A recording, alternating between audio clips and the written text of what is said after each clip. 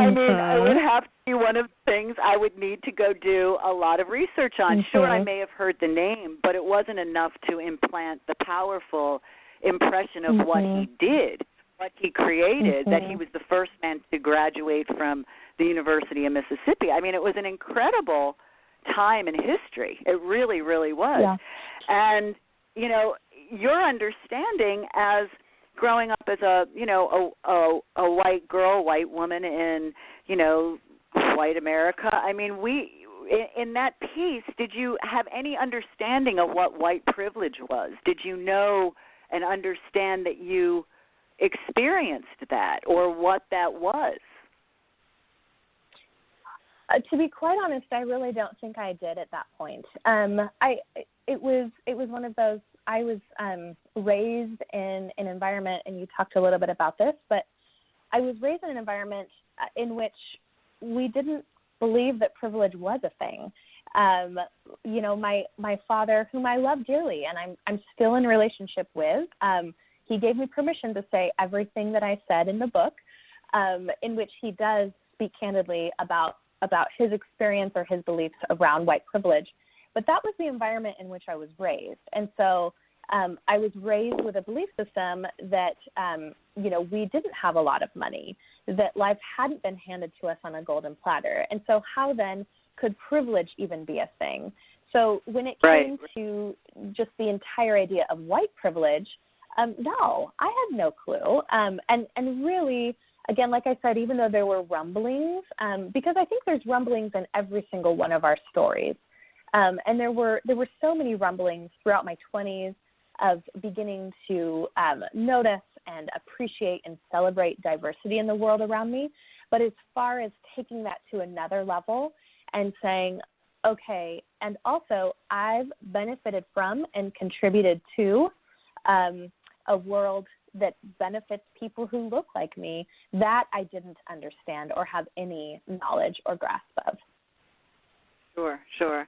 And at the same point, you had written in your book that your own father had been passed over for jobs that were given to black people. So it was like he had the reverse of that experience. Yeah. So I understand, you know, his confusion as well, and that's why this book is such a wonderful book to open up dialogue and conversation on, because there's so many different aspects and perspectives and experiences as we embrace our unity. It's an interesting navigation. It really is. It's very complex, and it's one of those pieces that at times it feels very, you know, irreparable, because we go through these births in America that don't really show us, you know, provide too much faith in an evolution or a thought process. So one part of your book that I thought was it really impacted me. It really took me back, and I have to give Uncle Arthur a lot of credit for this. Because Uncle Arthur asked you a question and articulated it in such a way that I think was so beautiful and so true and honest that I think people need to understand where that comes from. And it starts with you being the first woman, the first white woman to marry into this family. And he made a statement that said your white skin didn't matter, but the ignorance that sometimes accompanies whiteness did. And I thought that was a genius statement, because that really spells a lot in regard to all of us. You know, of course there's pain. Of course there is. You know, of course there is. And of course there are things that we've done wrong. Of course there is. Yeah. So, you know, that ignorance is really looked at in a way where he's giving you a pass. He's giving you compassion. He's saying, look, you know, I'm not blaming you, but but, you know, and I thought, what a wonderful way to let you know, hey, the truth of the matter is you're not black, and we are embracing you into our family. This is the truth. You know? I thought that was really beautiful honesty. I really did. How did that hit you? How did you feel when he said that? Yeah, you know, that was, I mean, I think that was, again, one of those moments that stuck out in my mind forever. Obviously, it made its way into the book, so I had to remember it at some point. But that interaction happened. James and I think we were engaged just a couple of weeks later. So that happened while we were still dating. We were serious. We had already looked at rings by that point, but that was during my first trip to Mississippi. So it was meeting the family. It was being around all of them, and one of our big questions that both of us had, I wondered, you know, what would it be like for me to be the first white woman to marry into the family? And I wondered for him, what would it be like for him to be the first black man to marry into my family, on the other hand. And so we were sitting there in the backyard. It was Uncle Arthur and his wife and my mother-in-law and James and myself. And the interesting thing is that the question on my part or on James's part was never asked. So neither one of us ever said, hey, is the Meredith family going to be okay if I marry Kara, if Kara joins it? No one asked that question, but somehow Uncle Arthur intuitively sensed it. And so, again, like you said, if it's okay, I'm just going to read this paragraph, but he said, you know, it's not so much about you, a white woman, entering this family, but it's about you realizing the impact one man's father had on the world. His fingers pointed first toward me and then toward the man I loved before continuing. Arthur's pride in and esteem for his brother's accomplishments were obvious, but was I willing to understand the impact? Was I willing to do the hard work and dig into the story that might someday be my own? So in a sense, it was an invitation, right? It was an invitation to do the hard work and to begin the journey, which I think is what it is, what it should be for every single one of us. Because for me, as someone who identifies as white, as a European American, the privilege has been that I haven't, for a long time, I haven't had to do the work because I didn't think the issues of race had anything to do with me.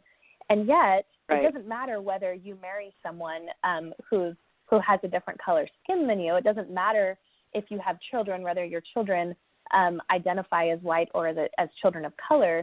What matters is that every single one of us does the hard work that we're supposed to do, and that every single one of us embraces this conversation, because that's ultimately how healing and justice and reconciliation is going to come to our country, right? Exactly.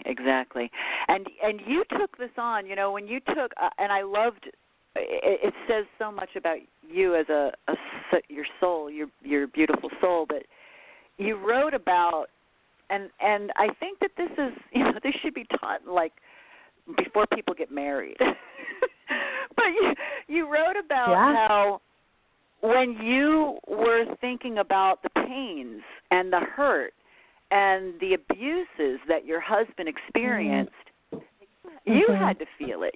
You had to take it on and look at it as, you know, although, okay, you may not be able to totally feel and experience it because you are a white woman and you didn't experience it, but you can go into that experience and understand the emotional rejection, abandonment, pain, you know, detachment you must have felt. And I found that just such a beautiful sentiment to your marriage, because you embodied the wholeness of what marriage is, not only in your partner, but in the beauty and the pain and what made him, what brought him to who he is.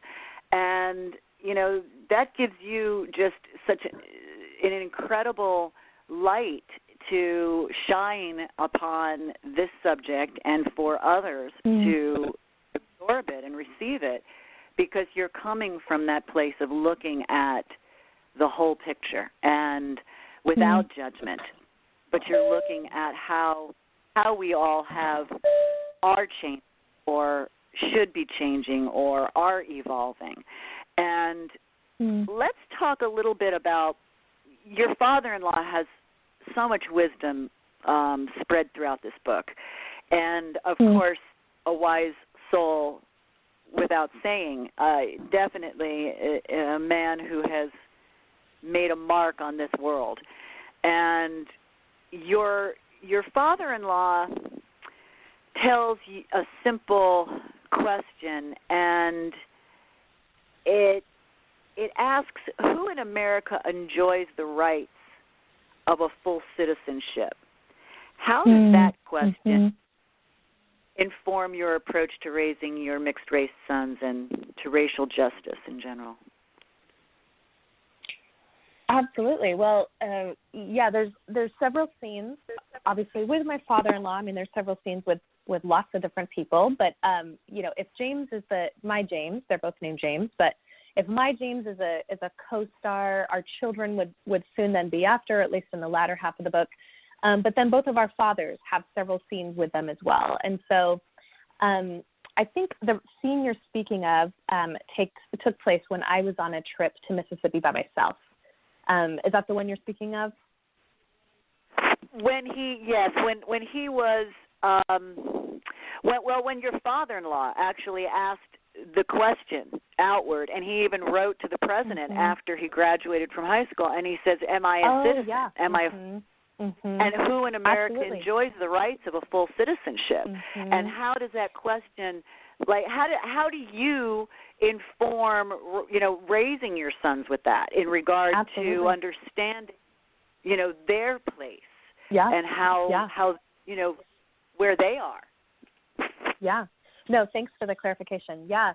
I mean, it's a fascinating account. So listeners, go dive into everything that went on to his integration into the University of Mississippi in '62, because it was not just something that happened overnight, but it was a 1.5-year long process of essentially pitting the state of Mississippi against the federal government. That being said, when it comes to the present day, and I don't think I would have realized this had I don't know, married a white man and had white children, but because our stories have intersected and the power of love helped me see color, I've realized how much, at least statistically speaking, the systems that exist in our country today are still not set up to help young children of color succeed, and in particular children who have black and brown skin. And so whether we go and we read an entire book or set of articles from someone like Michelle Alexander, who writes about the new Jim Crow, who wrote the book, The New Jim Crow, but essentially is talking so much about modern day slavery that exists not with the chains and shackles that happened 150 years ago, but instead in the school to prison pipeline. I see the statistics that are still real, that are still present. I've told this story a bit. We were in Seattle up until about 6 months ago. We're now down in the San Francisco Bay Area. So the documentary you were speaking of earlier, that is happening in our town, in the same neck of the woods. How incredible! Yeah. So I would love the irony. I should have grabbed that couple to talk on the show. Oh, absolutely, and hopefully they will be able to. I mean, that would be an incredible follow-up. Hopefully they will be able to come on. That would be amazing. I would love that. So, and side note, I would love to connect with that producer and with those folks. So we can do that after the show. But let's do that. Absolutely. But one statistic, and this is not this is not me saying Seattle is bad, because we see this in every single town, in every single city across the United States. But one statistic I've shared is that had our oldest son gone to the kindergarten, gone to kindergarten at the public school that he was slated to go to in Seattle, Washington, had we stayed up there 6 months ago, There was a statistic I read about